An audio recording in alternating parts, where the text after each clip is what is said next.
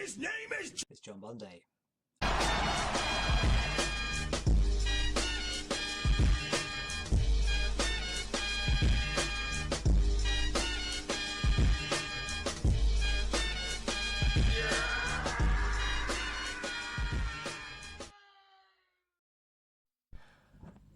It is Wednesday, the 14th of May, and yesterday, on the 13th of May, I beat RPG number 5, and that is Phantasy Star Zero on the Nintendo DS.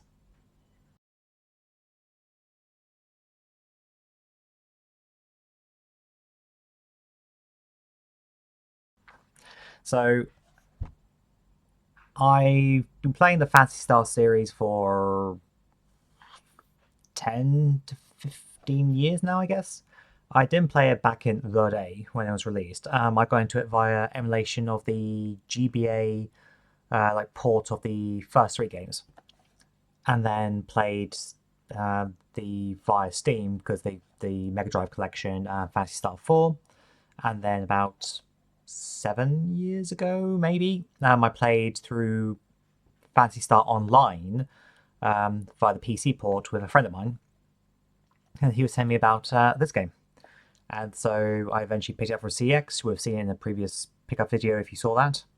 And yeah, so what is slightly confusing is that so this isn't a prequel to the Mega Drive series. This is a prequel to Phantasy Star Online.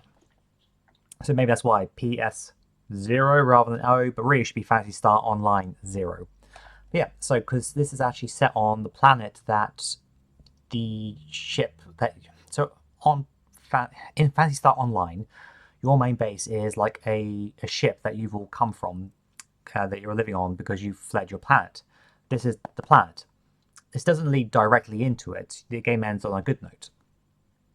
But yeah, so you're playing the distant past, and it actually plays like Phantasy Star Online. So yeah, it has both an offline and an online mode.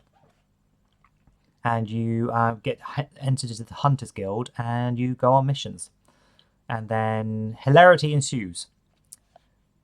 And dark foes may or may not appear. We won't spoil that. But yeah, so you can pick all the different classes like you can from Phantasy Star. I was a Humar, which I've been told is the boring class by Martin. And it took me about 20 hours to beat. I played it on normal mode. And so for those who don't know, it is real-time combat.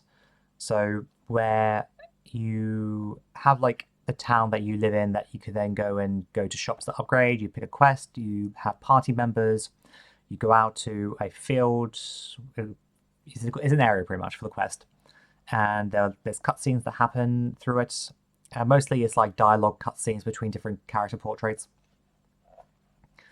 There are actually some proper anime cutscenes as well, and graphically, it's pretty gorgeous. I'm very impressed by the graphics of this game. And yeah, so the combat is where, say, real time, that you go up. If say I was using like swords and spears and things, you have to go up and press A to like attack them. You can either use magic. So the touch screen, because the DS is here is my DS. So the top screen is the action happening in the game, and the bottom screen is for all of the like inventory and stats and your party members, like their stats as well, like their health and all that. So you don't really have to do a lot with the bottom screen really. So the actual combat, it's not done via touch, it's all done via the actual proper buttons, which is quite nice. So it's not like a game that's trying to shoehorn in touch controls. The touch controls are just there for doing I didn't actually use the touch controls because you can use everything on the bottom screen via like doing the D-pad, like you press star to go into it and all that. So yeah, don't even need to use the stylus or a touchscreen.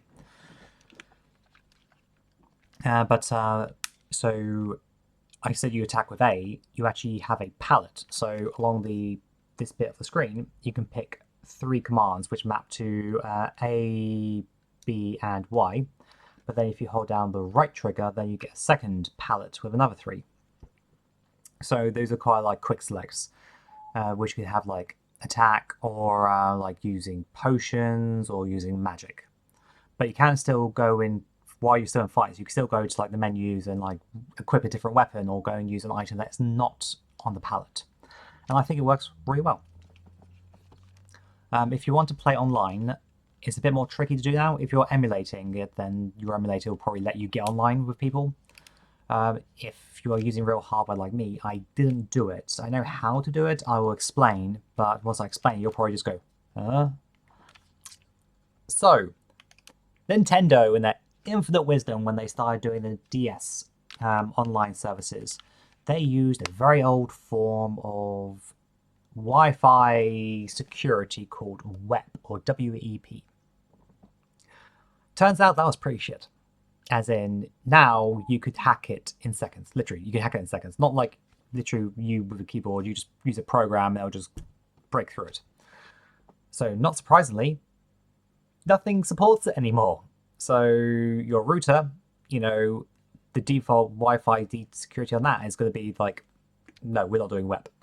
Because initially I thought, oh, maybe I could do a hotspot for my phone. You can't have passwordless. So, sorry, I missed a step. So, you can either have to have web security, or you can just have a Wi-Fi network with no password.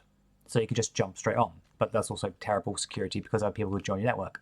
So I thought, okay, maybe from my mobile, because it's just hopefully short range, I could just use that to hotspot my DS. So mobile phones, and that's both iPhone and Android now, because I checked with Martin, who has an Android and I have an iPhone, and neither will let you have passwordless hotspots. So that's out the window. So the only way you can do it now is if you are able, if you know how to, go onto your router and set up like a second Wi-Fi, or remove the password from your Wi-Fi so that you can just connect your DS without it. But like I said, this is terrible security because there's nothing to stop your neighbors or somebody walking by on the street to connect your internet, and it's a huge security risk. So yeah, there's ways that you can actually make your Wi-Fi name hidden, but again, then you'll need to type the name into the DS to connect, and requires a bit more know-how. So yeah, it is doable. It's just it's not easy like it used to be, is what I'm trying to say.